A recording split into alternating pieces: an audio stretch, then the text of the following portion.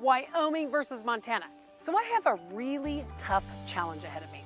I was recently asked by many of you viewers to compare Wyoming and Montana and which was the better place to live. Now, I hadn't thought very much about it before, well, because I live here in Wyoming. But really, it is an interesting question. For those of you that don't live around here, you might think, well, aren't they basically all the same?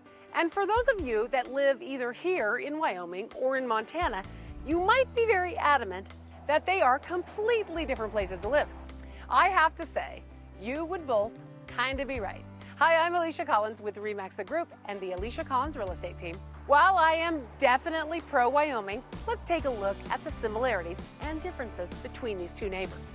This is going to be very interesting. It might be like looking at the stats on two houses that are side by side on paper, very similar, but when you step inside, you get a completely different feel.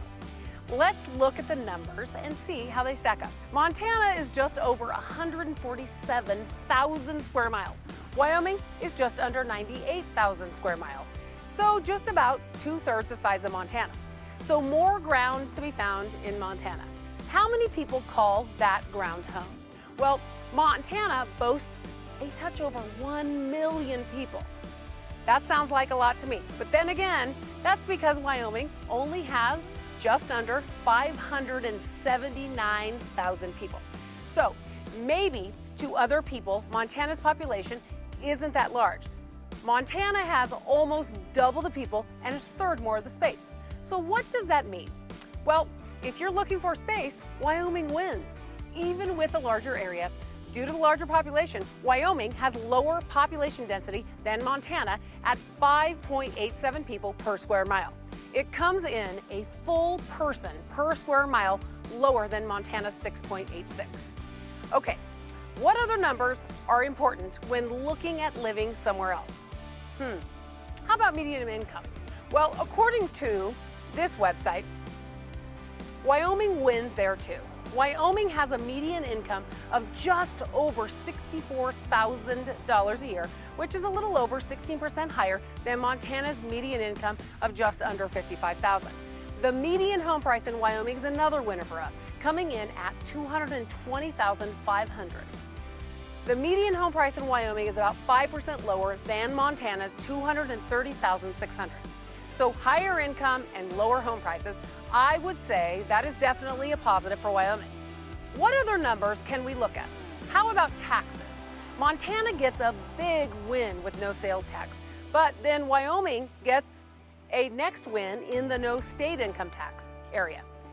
Now, over the years, both policies have come up for review and may change in the future depending on each state's finances at the time. But for now, they each have their own tax advantages.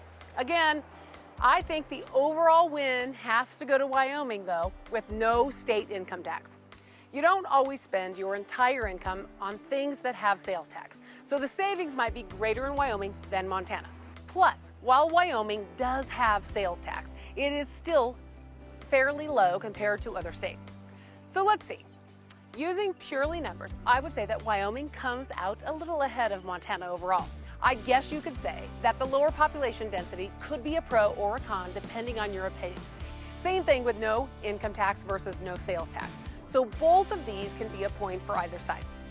Where Wyoming pulls ahead in the numbers game is on the median home prices and median income.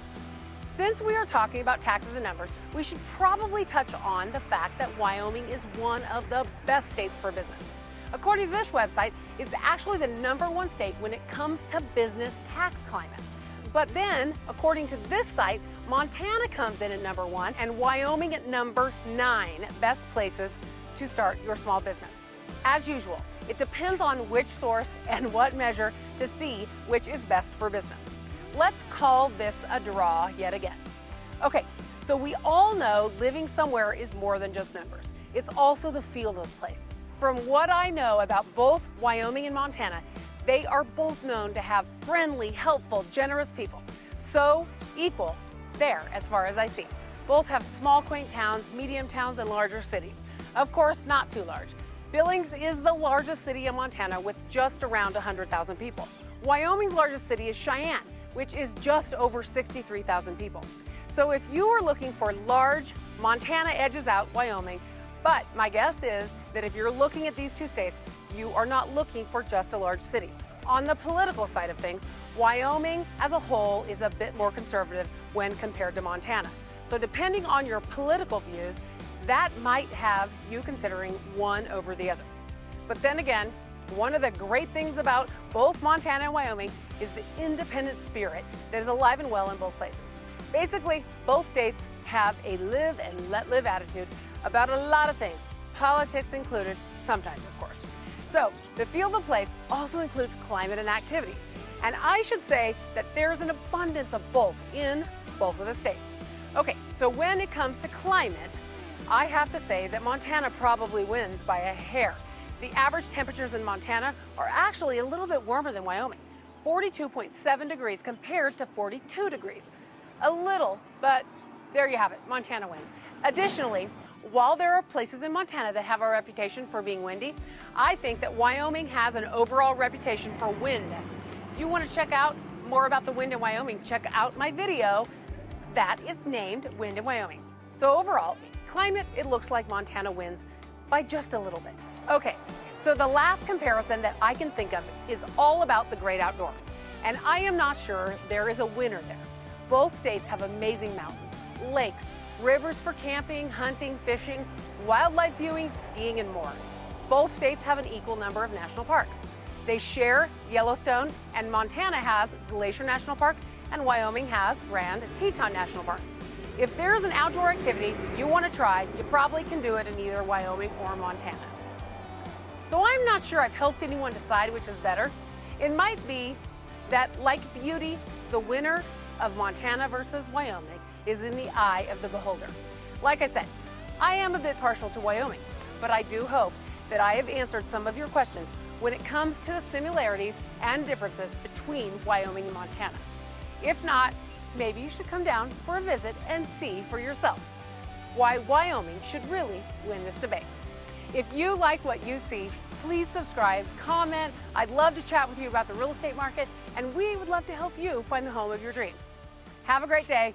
We want you to love where you live.